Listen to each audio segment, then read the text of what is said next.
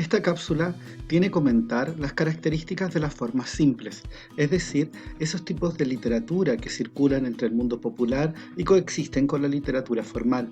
Es un tipo de literatura sencilla que circula entre el conocimiento oral y se transmite de generación en generación.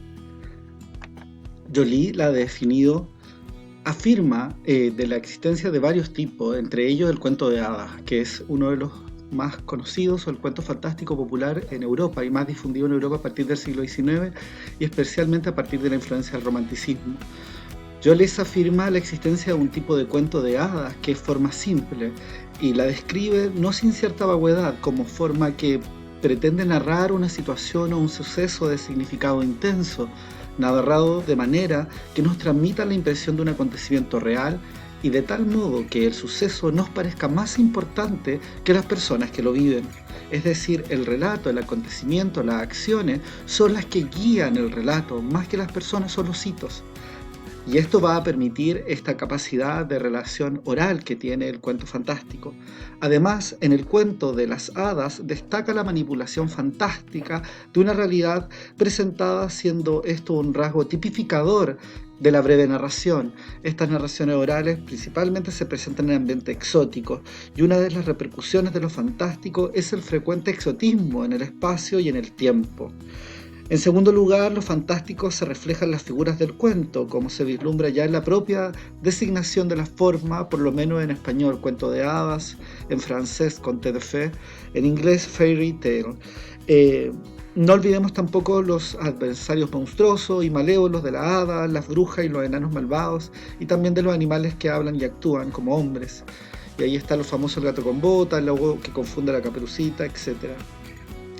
Ninguna persona auténtica, sino la encarnación de una forma de comportamiento y protagonista del acontecer fantástico. Este tipo de cuento de hadas, como dije, se presentó y se difundió en Europa principalmente a partir del romanticismo del siglo XIX en el norte de Europa, con los aportes de Anderson, de los hermanos Grimm, y es principalmente un cuento de raigambre europeo popular, de Alemania, de del Báltico, de los países cercanos al Báltico. Entonces es un cuento que también se difunde y pertenece un poco a esta tradición popular europea. En la elaboración formal destaca una flexibilidad de estructuración que repercute hasta su configuración verbal variable, y ahí vienen unas características importantes de estos cuentos. Un cuento se puede contar de muchas maneras sin destruir su esencia de cuento de hadas, lo que permite además la posible ampliación o amplificación dice ahí, de múltiples circunstancias vivenciales. Con otras palabras, la flexibilidad formal permite la aplicabilidad didáctica del cuento y su difusión también, su transmisión oral. No una estructura fija donde los personajes no son lo más importante, sino justamente los hitos. Y de ahí que estos cuentos permitan construir muchas historias, sean el sustento de muchas otras historias, porque los hitos y los acontecimientos son los importantes, ¿no? El cuento muestra el mundo como debería ser y corresponde hacia la preocupación intelectual que prevalece, según Joly, en la forma simple, ética del acontecer o de la moral espontánea, ¿no? El cuento de hadas ordena el acontecer, el transcurrir de las cosas de tal forma que correspondan a las exigencias de la moral espontánea, por lo tanto son buenos y justos según nuestro juicio emocional absoluto. En cierto sentido, es utópico el cuento de hadas por criticar el mundo existente y proponer un mundo tal como debería ser, muchas veces fantástico, ¿no? Un cuento que pregona este ideal de felicidad perfecta, este ideal de la perfección, pero también existe esta variante del cuento, del anticuento, ¿no? Del cuento con tragedia, y ahí está Andersen, ¿no? Con La Sirenita, con Pulgarcito. Gran parte de sus cuentos también, del flautista de Hamelin, tienen este sentido trágico, ¿no? Y no siempre este final feliz, pero la esencia más característica e importante del cuento es esta difusión popular que no tiene una estructura fija, que se transmite el acontecimiento, es lo más importante, y le va a dar una narratividad muy esencial, de ahí que que los cuentos se transmiten tanto de la complejidad cinematográfica como al mundo infantil. Transita su elemento y su esencia popular, de rumor, de fogón, de esa memoria colectiva que apela a lo verosímil y ahí a lo fantástico. Bueno, aquí algunas imágenes clásicas de las litografías de cuentos, La Sirenita, la Blancanieves, Rapunzel y aquí el baño de un hada, ¿no? Que van a ser tan importantes en los diarios, en la prensa, en los folletines con que se va a difundir este tipo de literatura en la prensa del siglo XIX.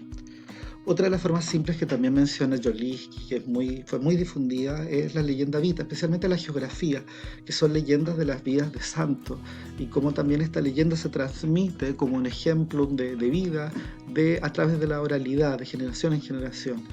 Etimológicamente la leyenda procede del latín, leyenda en el sentido de materias dignas de lectura, y es de suponer que en la Edad Media las vidas de los santos se leían con cierta solemnidad tanto en el público como en el privado, y ahí hablamos de esta geografía, ¿no? La leyenda vida, este modelo de vidas que van a estar principalmente centrados en esta trascendencia religiosa. Es llamativo que hasta el siglo XVI llegaran a reunirse miles de pequeñas biografías o simples noticias biográficas, documentales o ficticias de santos en las actas de los mártires, las actas de los condenados, y también ahí eh, la leyenda dorada y la leyenda Santorum, cuya influencia sobre la literatura y las artes plásticas es inconmensurable, ¿no? Las leyendas geográficas fueron muy difundidas en Europa, especialmente en España con Santiago de la Vorágine, y como menciono, la leyenda dorada, donde aparecen gran parte de las historias bíblicas y de los mitos bíblicos, como por ejemplo el descubrimiento de la cruz por Santa Elena, y cada santo atribuido con un milagro, ¿no? ¿Cuál es la preocupación intelectual que subyace a la leyenda? Según Joly, la imitación, el afán de emular la forma ejemplar de vivir de una persona. El peregrinaje a la tumba de un santo, como la lectura de su vida, es una emulación y de una identificación con las peripecias del santo, y por lo tanto una imitato Christi. El santo imita la vida de Cristo. Un ejercicio de santificación. Solo con esta perspectiva se entienden las actuaciones de personajes destacados de la cristiandad. La característica formal de la leyenda es la esencialización y la condensación, una serie reducida de acontecimientos y actuaciones representativas y ejemplares se formulan para construir modelos de emulación actualizables. Con esta finalidad se estructuran. La leyenda no persigue ningún afán histórico ni biográfico, sino que lo trasciende, ¿no? Y de ahí viene que esta imitatio Christi, y por eso hablamos de ageografía como otro tipo de género. Las características formales de esta leyenda, como les decía, es la esencialización, ¿no? La emulación de una forma simple, que va a estar generalmente dado por ese imitatio Christi, que es la leyenda del santo, pero también va a estar la antileyenda, porque vamos a ver muchas veces que no tan solo está la leyenda vita en su variante biográfica, ageográfica, sino que está también la antileyenda, ¿no? También estas historias que relatan de personajes condenados, como el doctor Fausto, y podríamos hablar del Trauco, no sé, empezar a ampliar también un poco como estos otros personajes que entran en el acervo popular como antimodelo, pero principalmente en Europa, como las formas simples que presenta Joly son europeas, tanto el cuento de hadas como la leyenda vita, la geografía,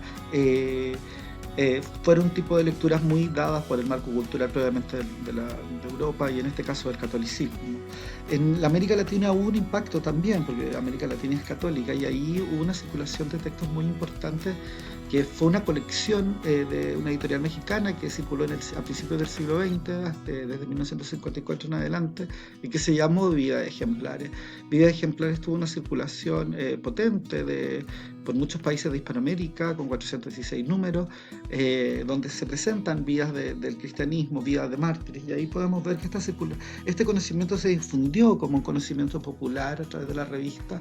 En Chile esta revista se difundió mucho en la década del 50 y del 60, y ahí podemos ver algunos de los temas que transmitía, que también es un conocimiento popular, la leyenda vita, ¿no? Que no pertenece a estas esferas de los grandes géneros literarios, sino que se queda en este conocimiento popular, en este conocimiento misterioso que se transmite en la oralidad.